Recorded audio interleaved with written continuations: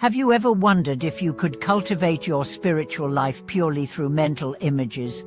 Have you ever convinced yourself that visualizing devotion could substitute for every prostration and ritual?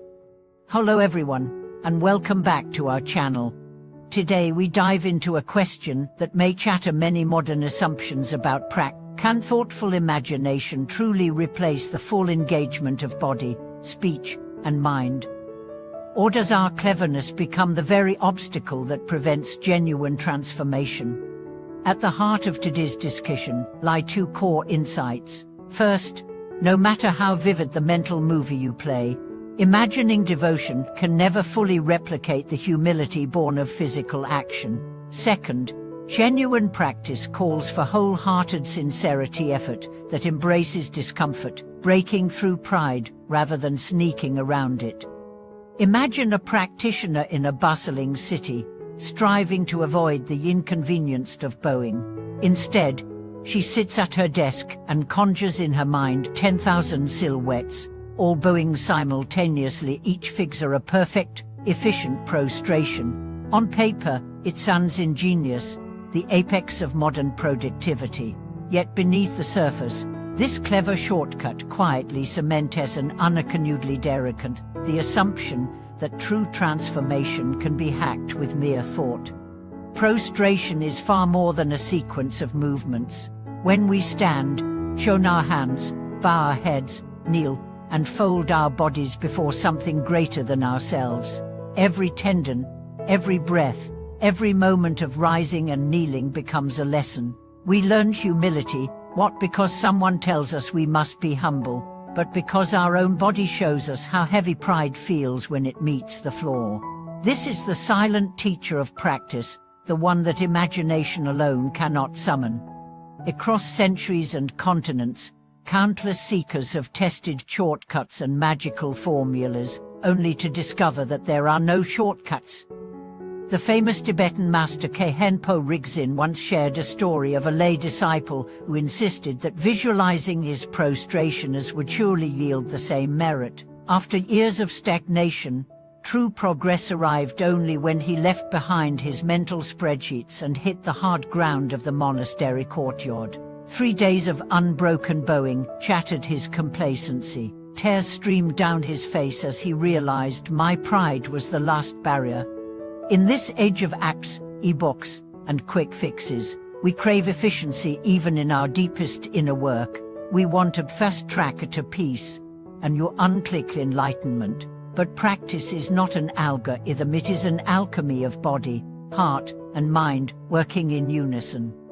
Just as a musical instrument must be held, pressed, and listened to, our own instrument requires the touch of sincere effort to resonate. Later in today's exploration, we will weave together vivid stories from urban dwellers, desert pilgrims, and monasticus on the plateau, each journey underscoring this same truth. We'll blend insights from modern psychology on humility, research on the mind-body connection, and even a few surprising examples from secular disciplines. But first, let us pause with a simple practice you can try right now. Feel your feet on the floor. Inhale deeply, and imagine bowing. Notice how your mind pulls your body upward. Then if you're able, rise and make a full bow. Feel the shift. Let your body teach what the mind can only theorize. As the morning light filters through your window, casting lone shadows on the floor, consider this. What happens when we allow our bodies to speak the language of devotion, rather than merely imagining its syntax? When you rise from a simple bow, each vertebra carries a message of surrender that no thought experiment can fully capture. One urban seeker I know began her days with a meditation app that promised instant calm if she visualized light filling her chest. She dutifully held her phone aloft, watching animated sunrise bloom in her mind. But on the subway, when someone elbowed her or the brakes slammed unexpectedly, her polished inner calm shattered like glass.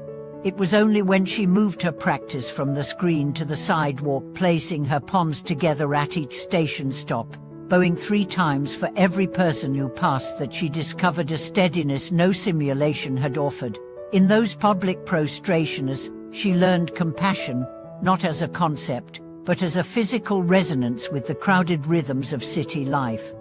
Contrast that with the desert pilgrim who walked for weeks between sandstone canyons, each morning pressing his forehead into the cool dune before dawn's first wind. Without apps or screens to distract him, his practice was raw, grit under his knees, cold air in his lungs, sunburn on his palms. Every bow was a negotiation between his legs' fatigue and his heart's longing. By the time he reached the outcrop of red stone he had set as his goal, he realized that the path itself was the teacher. The repetitive descent into humility had cracked open space in his mind for something greater than ambition. Modern science supports what these practitioners discovered through effort. Research into the mind-body connection shows that physical postures can influence emotional states. Studies have demonstrated that adopting open, humble body language lowers cortisol levels and increases oxytocin, the so-called bonding hormone. In one experiment, participants who performed simple kneeling gestures before a mirror reported heightened empathy and reduced self-criticism compared to those who merely visualized kneeling. The body, as it turns out, remembers humility long after the mind has forgotten to feel it. Yet imagination is not to be dismissed entirely. It has its place as a companion to practice, not its replacement. When you imagine bowing, your mind rehearses the intention behind the movement: focus, respect, letting go. But if that rehearsal never graduates to real action, it remains a rehearsal that risks becoming a comfortable fiction. Instead, let your imagination prime the pump. Visualize your heart opening, then let your body follow. Feel how the skin on your forehead hums as it meets the ground. Notice how your breath finds new depth when you release into the posture. To integrate imagination and action, try this exercise before bed. Sit quietly and picture yourself at dawn's first light, bowing on smooth earth. Sense the chill on your knees, the whisper of air across your cheeks. Hold that image for 2 minutes, then stand and plant your palms on the floor. Gently lower into a half bow, halfway to the imagined scene. Pause. Breathe 3 times. Rise. Repeat 7 times. Over days, you will witness the moment when imagination and reality converge, when the posture becomes a living echo of your inner resolve. In monastic retreats, novices often keep a journal of each bow, the time, the location, the sensations, even the thoughts. By tracking the minutiae, they transform simple movement into a living diary of spiritual evolution. One Lun monk recorded how, on day 15, his knees stopped aching, but his pride flared as he boasted in writing that he had mastered the routine. Only on day 17, when a stranger accidentally bumped him and he instinctively bowed in apology, did he acknowledge genuine humility. The moment practice lived outside intention. None of these insights negate the power of the mind. They simply remind us that true transformation demands more than thought. The ingenious shortcuts we devise often circle back as new barriers. Cleverness can dress itself in spiritual jargon, but beneath the veneer lies the same old resistance. I am smarter than the process. I can circumvent the work, and each time we believe that lie, we drift further from the alchemy we seek. So let your practice be a dialogue between body and mind.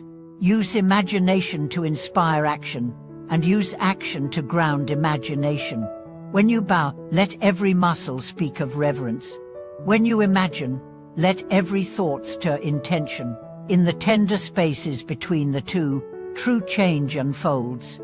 I invite you to try these approaches in the days ahead, and notice what shifts within you. Feel free to share your experiences down in the comments below. If this discussion resonates, please subscribe to the channel, like this video, and leave your reflections. Thank you for watching this video.